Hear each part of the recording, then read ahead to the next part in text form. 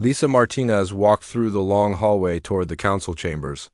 Her black shoes clicked against the smooth crystal floor. The sound echoed in the empty corridor.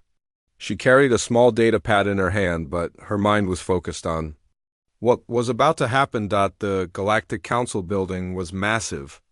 It stretched up into the sky like a giant tower made of blue crystal. Alien architects had built it to show the power and unity of 47 different species. Today, it felt more like a prison. Lisa had been Earth's ambassador for 5 years. She had seen many meetings in these chambers. She had watched aliens argue about trade routes and mining rights. She had helped solve disputes between different worlds. But today was different. Today, the council was going to judge humanity itself. Captain Jake Morrison walked beside her. He was a tall man with short brown hair and serious eyes. He wore his military uniform with pride, even though he knew it might be the last time he could wear it freely. Jake had fought in 3 different wars to protect human colonies. Now he might have to watch his own species surrender without a fight. They reached the entrance to the main chamber. 2 alien guards stood by the door. They looked like giant insects with 4 arms and compound eyes. The guards did not speak. They just moved aside to let the humans pass. The chamber was enormous. It was shaped like a circle with seats rising up in levels around the center. Each seat was designed for a different type of alien body. Some were filled with water for the fish-like species. Others had special atmosphere controls for beings that breathed different gases. 40-7. Different alien species sat in those seats. They all looked down at the center of the room where Lisa and Jake now stood. The weight of their stares felt heavy on Lisa's shoulders. At the highest level sat Council Prime Zektar. He was the leader of the council and belonged to a species called the Cathani. His body looked like a cross between a praying mantis and a spider. His compound eyes reflected the light from the chamber's ceiling. When he spoke, a small device translated his clicking sounds into words that humans could understand. Ambassador Martinez. Zektar's voice came through the translator with no emotion. Captain Morrison, you stand before this council to receive our final judgment on the human species.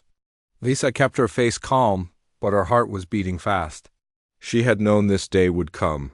For months, there had been whispers in the council halls. Some alien species feared humans. They thought humans were too violent, too unpredictable. They wanted something done about it. The evidence against your species is clear, Zektar continued. In the past century, humans have been involved in more conflicts than any other council. Remember? Your people fight wars over resources, territory, and ideas. You cannot seem to live in peace even among yourselves. A delegate from the Sakari species hissed in agreement. The Sakari looked like giant lizards that walked on 2 legs. Their representative was covered in green scales and had yellow eyes that never blinked. Furthermore, Zektar went on, your species shows disturbing psychological traits. You are aggressive by nature. You take risks that more civilized beings would never consider. You question authority and resist control. These traits make you dangerous to galactic peace. Jake's hands formed fists at his sides, but he stayed silent. Lisa placed a gentle hand on his arm to keep him calm. The council has debated this matter for many cycles, Zektar announced. We have reached a unanimous decision. The human species will be allowed to continue existing, but only under strict conditions. The chamber became very quiet. Even the usual humming and clicking sounds from different alien species stopped. Everyone waited to hear what those conditions would be. First, Zektar said, humanity will surrender all military vessels to council control. No human will be permitted to carry weapons or serve in any military capacity. Lisa felt a cold chill run down her spine. Jake's breathing became heavier beside her. Second, the Council Prime continued, all human colonies will accept permanent monitoring stations. Council peacekeepers will be stationed on every human world to ensure compliance with our laws. More alien delegates nodded their approval. The Vorthak, who looked like floating clouds of gas in mechanical suits, pulsed with colors that showed their agreement. Third, and most important, Zektar's voice grew even colder, The human species will undergo genetic modification to reduce your violent tendencies. Council scientists have developed a treatment that will make your people more peaceful and cooperative. Lisa's stomach dropped. Genetic modification meant changing human DNA. It meant turning humans into something else. Something that the aliens found more acceptable? This treatment will be mandatory for all humans, Zektar explained. Children will receive it at birth. Adults will be processed over the next 10 years. The modifications will reduce aggression, increase cooperation, and make humans more suitable for civilized society. Jake took a step forward, but Lisa grabbed his arm to stop him. She could see the anger in his eyes, but she also knew that an outburst would only make things worse. These conditions are not negotiable, Zektar announced. The Council has voted. 47 species have agreed that this is the only way humans can remain part of galactic civilization. An alien that looked like a walking tree spoke up from one of the lower levels. Its voice sounded like wind blowing through leaves. The humans have contributed much to our society. Their engineering skills are impressive. Their trade networks have brought prosperity to many worlds. But their nature is too dangerous to ignore, another delegate agreed. This one was from a species that lived underwater. Its words came through a water-filled helmet with mechanical speakers. We have seen what humans do when they disagree. They fight wars that last for years. They destroy entire planets over small disputes. We cannot allow this behavior to spread. Lisa listened to each speaker with growing horror. These aliens were talking about her species like they were discussing a problem animal that needed to be tamed. They wanted to take away everything that made humans human. You have one solar cycle to provide your answer, Zektar announced. That is 24 Earth hours. If humanity accepts these conditions, the process will begin immediately. If you refuse— He paused, letting the threat hang in the air. Well, the Council has other ways of dealing with dangerous species. The meaning was clear. Except the genetic modification or face extinction. Lisa looked around the chamber at all the alien faces staring down at her. Some looked sad, as if they regretted what they were doing. Others showed no emotion at all. A few seemed pleased, as if they had been waiting for this moment for a long time. She thought about Earth, with its blue oceans and white clouds. She thought about the human colonies scattered across dozens of star systems. She thought about children playing in parks and scientists working in laboratories and artists creating beautiful things. All of that would be lost if the Council's plan went forward. The human delegation requests time to consider your terms, Lisa said finally. Her voice was steady, but inside she felt like screaming. Of course, Zektar replied. You may use the guest quarters to discuss this matter. But remember, you have only one day. Choose wisely. Lisa and Jake turned and walked toward the exit. The alien delegates began talking among themselves in their various languages. The sound was like a zoo full of different animals, all making noise at the same time. As they left the chamber, Lisa activated a small communication device hidden in her jacket. It sent a coded signal to a ship waiting at the edge of the star system. Admiral Kate Sullivan would receive the message in a few minutes. Then the real planning could begin. The Council thought they had cornered humanity. They thought humans had no choice but to submit or die. But they had made one crucial mistake. They had given humanity 24 hours to think about it. That was 24 hours too many. Lisa Martinez closed the door to their guest quarters and immediately activated every security device the humans had brought with them. Small machines hummed to life around the room, creating an invisible shield that would block any alien listening. Devices. Jake Morrison stood by the window looking out at the alien city below, his hands still clenched into fists. They want to turn us into pets, Jake said without turning around. Obedient little humans who will do whatever they tell us to do. Dr. Alan Parker sat at the small table in the center of the room. He was a thin man with gray hair and thick glasses who had studied alien biology for most of his life. His hands shook as he pulled up holographic displays showing the genetic modification process the Council wanted to force on humanity. It's worse than that, Dr. Parker said quietly. I've been studying their proposal for weeks. The genetic changes they want to make will not just reduce aggression. They will fundamentally change how humans think and feel. Lisa sat down across from the doctor. Explain it to me in simple terms, Alan. Dr. Parker touched his control pad, and the hologram changed to show a human brain. Then the modifications target specific areas that control curiosity, risk-taking, and independent thinking. Humans who receive this treatment will lose the ability to question authority. They will become naturally submissive to alien leadership. So they want to lobotomize our entire species, Jake said, finally turning away from the window. In essence, yes, Dr. Parker replied. We would still look human on the outside, but inside we would be completely different. Our children would grow up unable to think for themselves or challenge unfair rules. Lisa activated her secure communication device. The hologram of Admiral Kate Sullivan appeared above the table. The Admiral was a woman in her 50s with short gray hair and sharp blue eyes. She wore the uniform of the United Earth Space Navy with quiet pride. Behind her, Lisa could see the bridge of the UES Defiance, humanity's most advanced warship. Admiral, Lisa said, we need to discuss Operation Silent Departure. Admiral Sullivan nodded. I've been monitoring your meeting with the Council. The genetic modification demand was expected, but it's still hard to hear. She paused for a moment. Oh, human colonies have been discreetly contacted using our emergency protocols. The evacuation fleets are already moving toward the predetermined coordinates. How long do we have? Lisa asked. Every human settlement, research station, and mining operation can be evacuated within 72 hours, the Admiral replied. We've been preparing for this possibility for over 20 years. Every human facility in Council space has emergency evacuation plans. Another face appeared in the hologram. Admiral Ben Crawford was calling in from Earth. He was an older man with a white beard who had helped design humanity's secret backup plans. His office was filled with star charts and technical manuals. Lisa, we're ready to implement the infrastructure lockdown, Admiral Crawford said.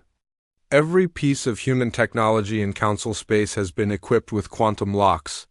When we activate them, the technology will become completely unusable. Jake moved closer to the table. What exactly does that mean? It means every fusion reactor we built for alien worlds will shut down, Crawford explained. Every mining operation we established will stop working. Every piece of medical equipment we designed will become useless metal. The quantum locks will scramble the technology at the molecular level. Double quotes, Dr. Parker pulled up new data on his display. Without human involvement, the Council's economy will face immediate crisis. 12 different alien worlds depend entirely on human-built power plants for electricity.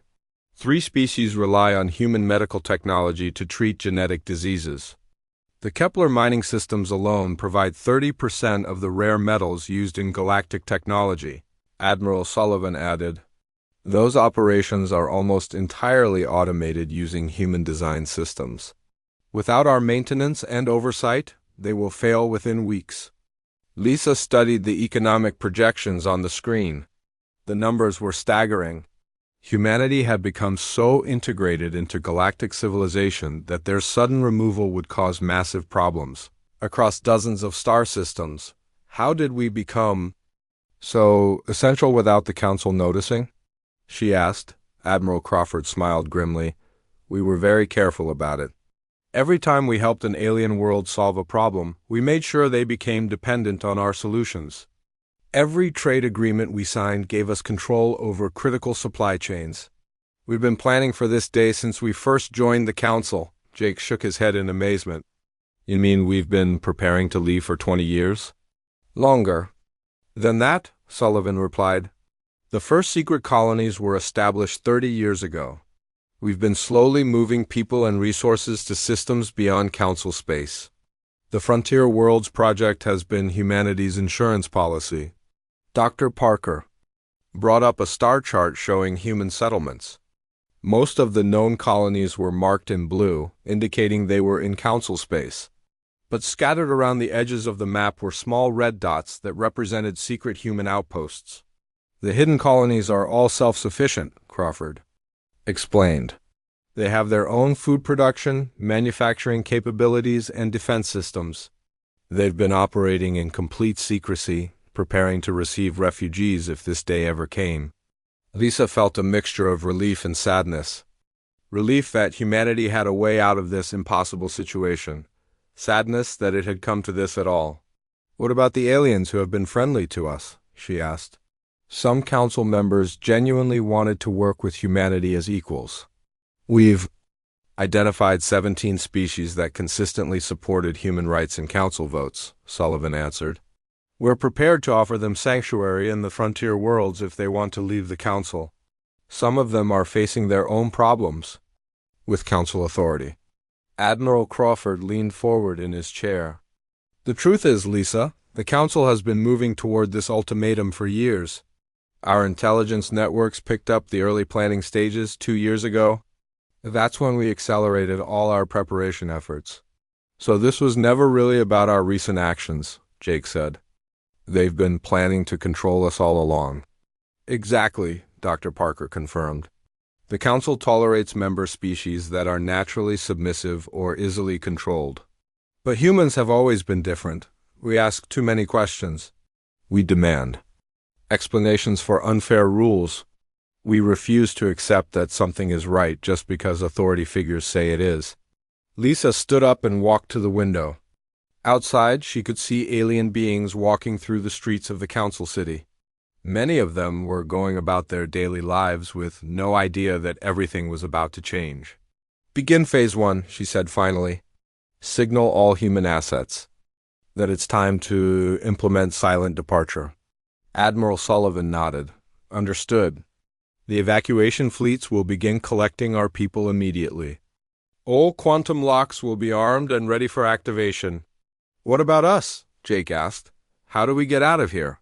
"A stealth ship will pick you up in 18 hours, Crawford replied. "You'll need to maintain normal appearances until then.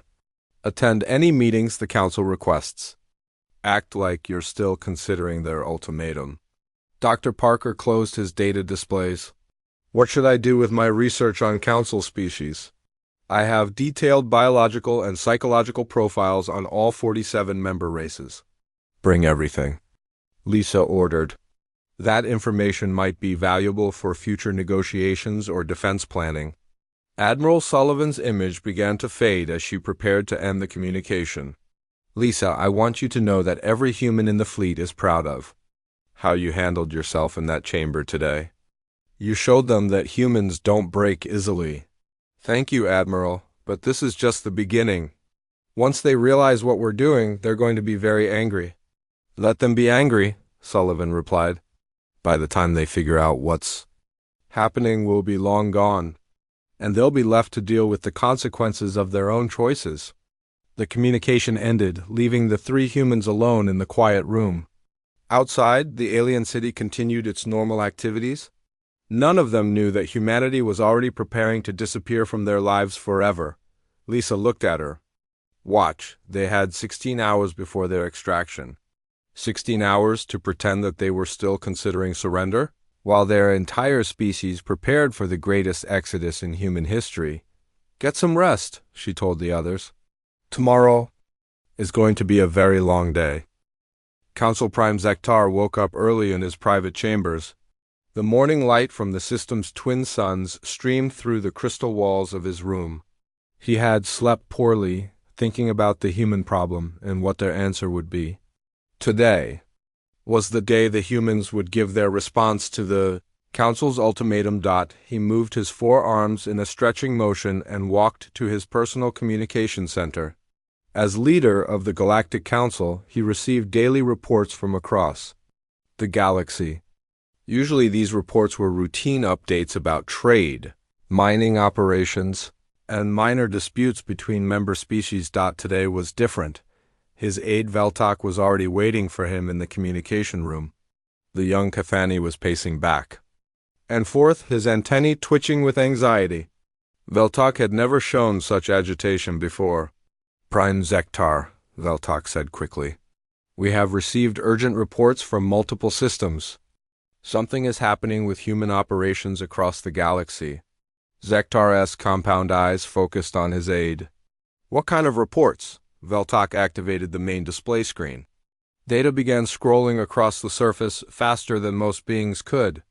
Read, mining operations in the Vega system went offline 6 hours ago. The automated system simply shut down with no warning or explanation. More information appeared on the screen. The shipyards orbiting Proxima Centauri b have powered down completely. 3 massive construction projects were abandoned in the middle of their work cycles. Zektar felt a cold sensation in his abdomen. The Vega mining operations provided essential rare metals to 15 different council worlds. The Proxima shipyards built 60% of all civilian transport vessels used in council space. Are there more reports? He asked. Many more, Veltok replied. Human trade convoys carrying essential supplies have changed course. Instead of delivering to their scheduled destinations, they are all heading toward the Outer Rim territories. Zektar walked closer to the display. The scope of what was happening became clearer as he studied the data.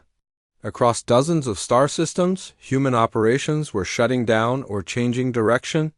Contact Ambassador Martinez immediately, Zektar ordered. I need to speak with her about these disruptions. Veltok's antennae drooped. Prime, I already tried. The human delegation quarters are empty. Security recordings show them leaving 12 hours ago in their shuttle. What do you mean, leaving? Zektar's voice rose in pitch. They departed the station with no announcement or explanation.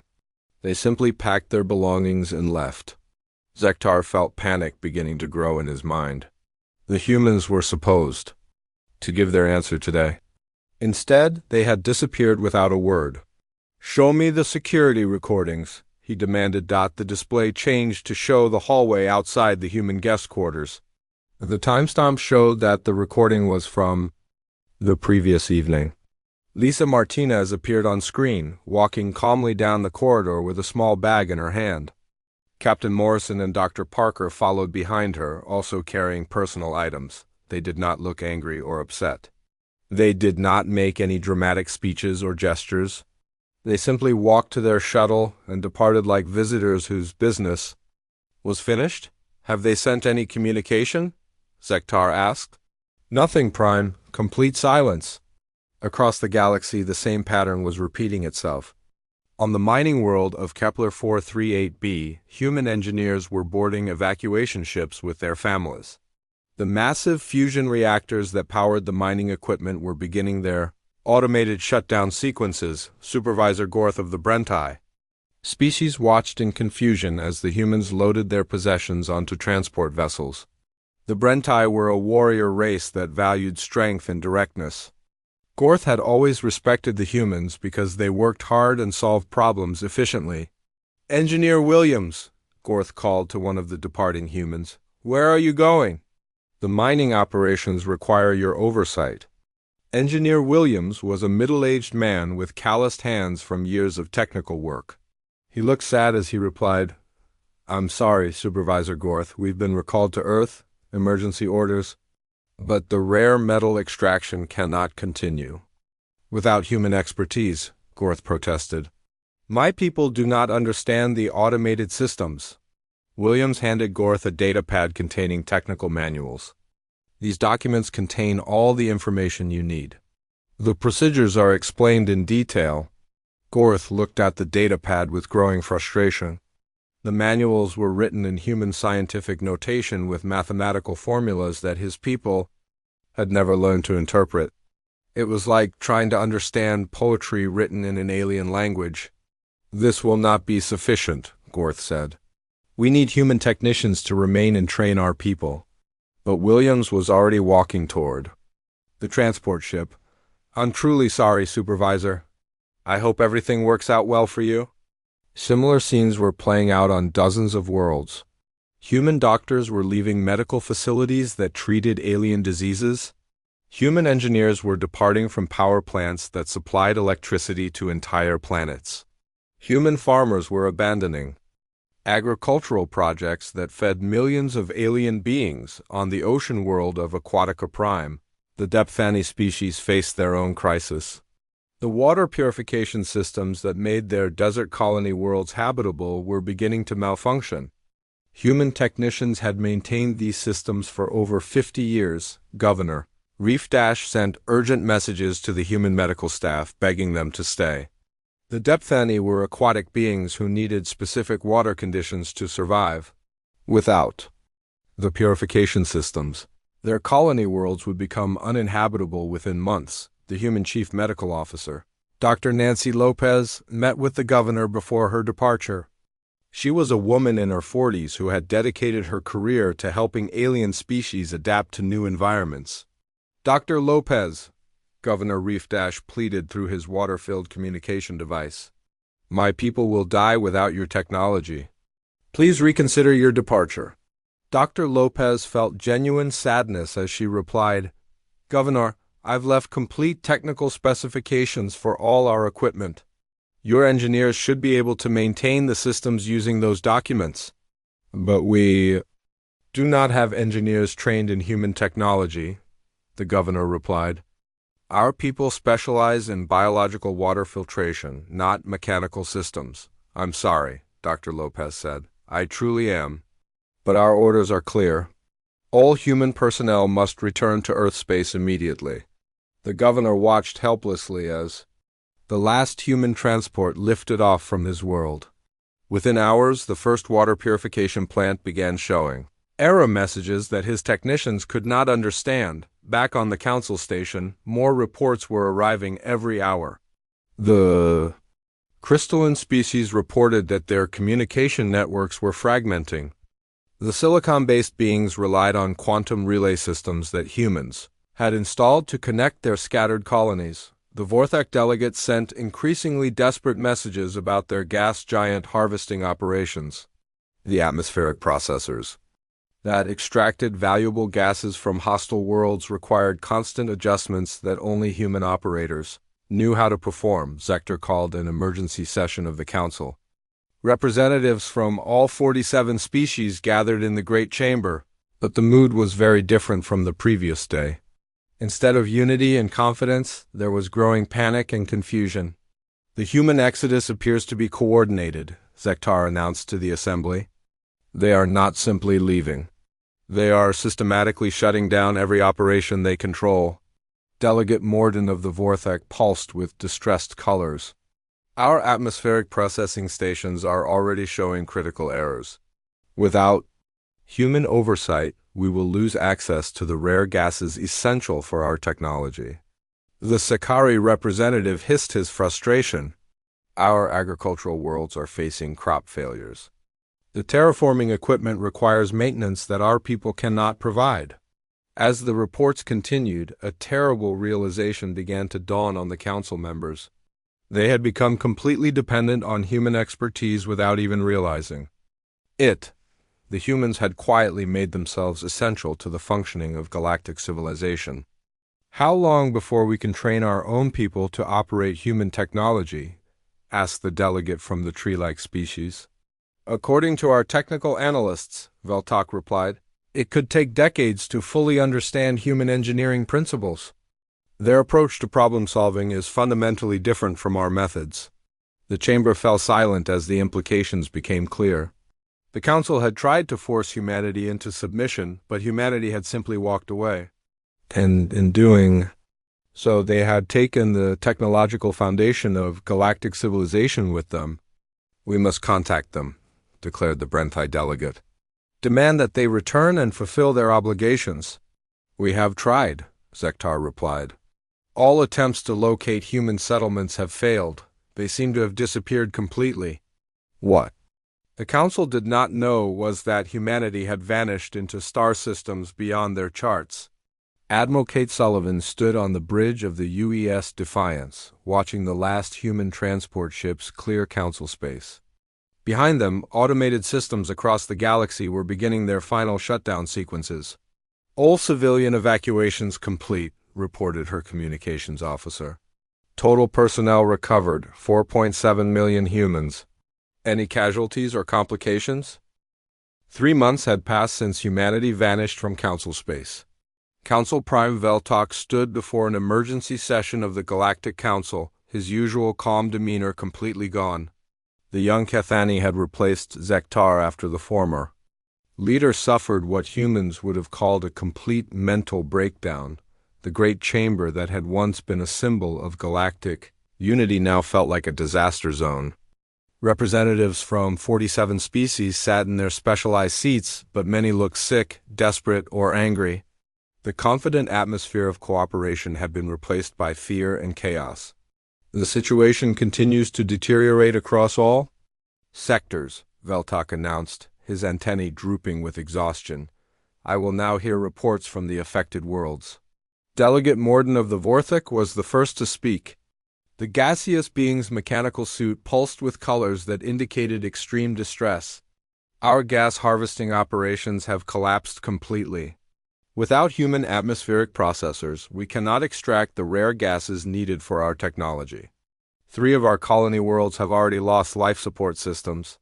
The Vorthak had built their entire civilization around harvesting gases from giant planets. Human engineers had designed the complex machinery that could operate in the crushing pressures and toxic atmospheres of gas giants. Now that machinery was breaking down faster than Vorthik technicians could repair it. Our people are dying, Morden continued. The breathing apparatus that sustains our existence requires constant supplies of processed atmospheric compounds. Without these gases, entire Vorthik communities will suffocate. Governor Sek of the Sakari hissed his own desperate report. The reptilian being's yellow eyes showed fear that his proud warrior species rarely displayed. Our agricultural worlds face complete crop failure. The terraforming equipment installed by human engineers has malfunctioned beyond our ability to repair. The Sakari had expanded their territory by claiming desert worlds that were naturally uninhabitable. Human technology had transformed these harsh planets into productive farmland that fed billions of reptilian beings. Now the delicate environmental controls were failing. We have lost contact with 4 colony worlds, Sek reported. The atmospheric processors that maintain breathable air have shut down.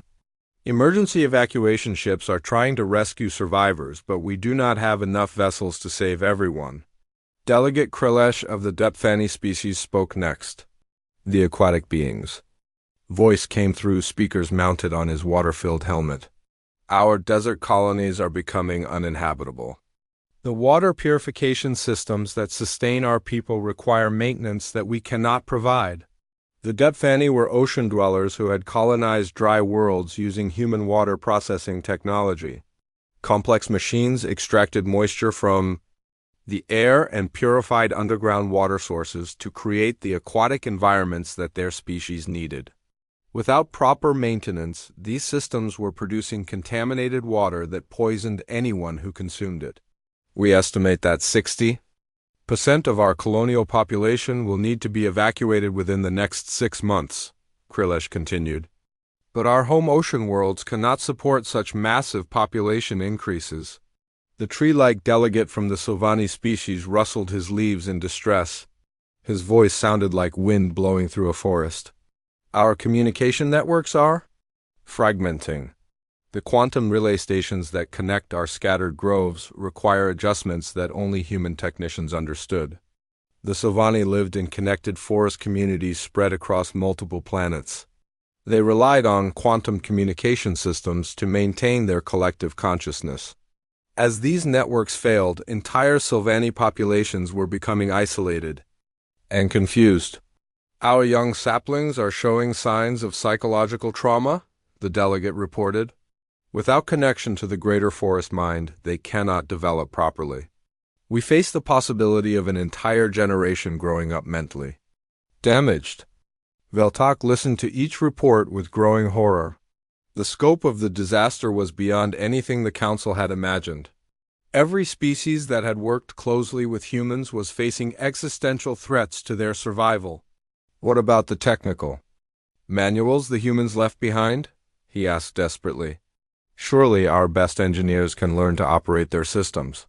Dr. Kessar of the crystalline species answered with a voice that resonated like breaking glass. The elderly silicon-based being had spent 3 months trying to understand human engineering principles. We have discovered fundamental differences in how humans approach problem solving compared to other galactic species. The doctor activated a holographic display showing brain scans from different species. Human neural pathways show unique patterns in areas related to pattern recognition and adaptive thinking. They can see solutions to problems that other species cannot even perceive as problems. Explain this in simpler terms, Valtok demanded. Humans think differently than we do, Dr. Kessar replied. When they designed our technology, they included solutions for problems that we did not know existed. Their systems adapt and change, based on conditions that we cannot predict or understand. The crystalline doctor showed examples of human engineering. A human-built fusion reactor does not just produce power.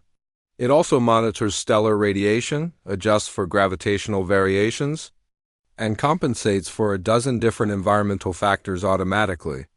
Our engineers know how to operate the reactor, but they do not understand why it makes these adjustments. Another delegate spoke up from the upper levels. Are you saying that human technology is beyond our ability to comprehend? Not beyond our ability, Dr. Kessar corrected, but it would take decades of study to truly understand their methods. And even then, we might not develop the same intuitive problem-solving abilities that humans possess naturally. The chamber fell silent as the implications became clear. The council had believed that human aggression and unpredictability were flaws that needed to be corrected. Instead, these traits were connected to the creative thinking that made humans such effective engineers and innovators. What is the status of the Kepler mining operations? Veltok asked. Supervisor Gorth of the Brentai stood to answer. The warrior being's usually proud posture was slumped with defeat. Production has fallen to 8% of normal levels. The automated mining platforms continue to extract materials, but the processing systems require constant human supervision to operate efficiently. The Kepler system contained the richest deposits of rare metals in council space. These materials were essential for building everything from starship engines to communication devices. Without steady supplies, the entire galactic economy was beginning to collapse. Our technicians can perform basic maintenance, Gorth continued. But the systems frequently encounter situations that require creative solutions. Humans could solve these problems in minutes. Our people spend days trying to understand what went wrong. More reports followed, each one painting a darker picture of galactic civilization falling apart. The Mechanical Collective reported that their robot factories were producing defective units because the quality control systems needed human oversight. The Energy Syndicate announced that power grids across 12 worlds were becoming unstable without human engineers to balance the load distribution. We must contact the humans, declared Delegate Orthak of the militant Brentai. Offer them better terms for their return. We can negotiate a solution that satisfies both sides. We have tried, Veltok replied. Every attempt to locate human settlements has failed. Our scout ships have searched the outer rim territories but found no trace of human colonies. What the Council did not know was that humanity had retreated to star systems beyond their maps.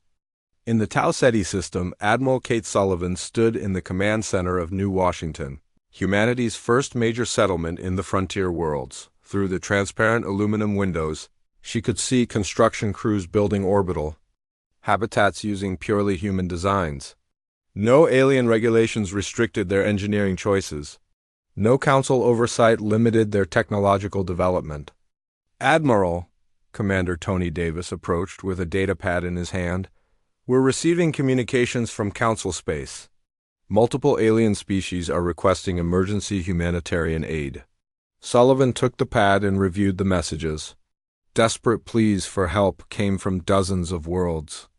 The Vorthic were offering significant technology exchanges for human assistance with their gas processing operations. The Sakari promised military alliances in exchange for agricultural support. Any word from the council leadership itself? Sullivan asked. Radio intercepts suggest complete economic collapse in the core systems. Several member species are threatening to withdraw from the council if solutions are not found soon. Sullivan walked to her desk and activated a secure communication channel. The faces of other human leaders appeared on the screen. Admiral Ben Crawford was calling in from Earth, while Ambassador Lisa Martinez joined from the diplomatic station orbiting New Geneva. "The aliens are starting to panic," Sullivan reported. "Our intelligence networks indicate that some species are considering abandoning their council territories entirely." "What about civilian populations?" Lisa asked. "Are we prepared to offer humanitarian assistance to refugee populations?" 1 year had passed since humanity walked away from the Galactic Council. The great crystal chamber that had once been filled with confident alien delegates now hosted desperate emergency sessions as member civilizations faced complete collapse. Council Prime Veltok looked older than his years. The stress of leading a crumbling galactic government had taken a heavy toll on the young Cathani. His compound eyes had lost their shine and his antennae drooped with exhaustion. Around him, the seats that had once held 47 proud species now contained only 31. 16 civilizations had already abandoned the council entirely. "The Proxima shipyards are completely inoperative," announced the new Sekari delegate. Governor Sek had died 3 months earlier when his colony world's life support systems failed. His replacement was a younger reptilian named Heshak, who looked terrified to be speaking before the council. "Without human engineering expertise, we cannot maintain our fleet," Heshak continued. 3 worlds have already lost their orbital defense capabilities. Pirate raids are increasing in the outer systems because we cannot patrol our own territory. The absence of human military advisors had created security problems across council space. Human strategic thinking had helped many species develop effective defense systems. Now those same species were helpless against raiders and hostile neighbors, who sensed their weakness. Delegate Morden of the Vorthak pulsed with colors that showed deep despair. "Our gas giant harvesting operations have ceased completely. The atmospheric processors require recalibration every few cycles, a task that only human technicians understood. We estimate that 40% of our population will die within 6 months if we cannot restore gas production." The Vorthak crisis was particularly severe because their entire biology depended on processed atmospheric compounds. Without these gases, their mechanical suits could not sustain their gaseous forms. Entire Vorthak communities were literally dissolving into nothing, but the most shocking revelation came from Dr. Kassar, the Council's chief xenobiologist. The elderly crystalline had spent the entire year studying the collapse, and had reached a terrible conclusion about humanity's role in galactic civilization. "We have discovered why the humans were so integral to our society," Dr. Kassar announced, his crystal voice resonating with scientific certainty. Their pattern recognition abilities and adaptive problem-solving were not common among galactic species. They were unique. The chamber fell silent. This was the first time anyone had openly admitted that humans possessed abilities other species lacked. "Explain," Veltok ordered. Dr. Kassar activated a holographic display showing brain scans from different species. Most galactic civilizations develop intelligence along similar paths. We learn to solve problems by following established procedures and logical sequences. We are very good at implementing known solutions to recognize problems. The display changed to show human brain patterns. Human neural development is fundamentally different. They evolved to survive in unpredictable environments, where following established procedures could result in death. Their brains developed the ability to see patterns that others miss and to create solutions that have never been tried before." "Are you saying that humans are more intelligent than other species?" asked the Depthani delegate. "Not more intelligent," Dr. Kassar corrected. "Differently intelligent. They possess cognitive abilities that complement our own logical thinking. When we called them aggressive and unpredictable, we were actually describing the traits that made them exceptional innovators." The truth was painful to hear. The Council had tried to eliminate the very qualities that made humanity valuable to galactic civilization. Their aggression was actually determination to solve difficult problems. Their unpredictability was creative thinking that found solutions others could not imagine. The humans were not dangerous to galactic peace, Dr. Kassar continued. They were essential to galactic progress. Without their unique perspective, our civilization has stagnated and begun to collapse. Meanwhile, in the frontier worlds, humanity was experiencing unprecedented growth and prosperity. Admiral Kate Sullivan stood on the observation deck of New Washington Station, watching construction crews assemble the largest space habitat ever built by human hands. The station was a marvel of human engineering, designed without the restrictions and compromises that had limited their work in council space. Rotating sections provided artificial gravity, while advanced life support systems created perfect living conditions for human families. Through the viewport, Sullivan could see dozens of other construction projects in progress. New shipyards were building vessels that incorporated lessons learned from a century of galactic travel. Research stations were developing technologies that would have been forbidden under council regulations. Admiral, Commander Tony Davis approached with his daily intelligence report. We're receiving another communication from the council. They're offering full membership with no restrictions if we'll return to help with their infrastructure crisis. Sullivan reviewed the message on her datapad. The tone was very different from the ultimatum humanity had received 1 year ago. Instead of demands and threats, the council was making desperate pleas for assistance. Any mention of genetic modification? She asked.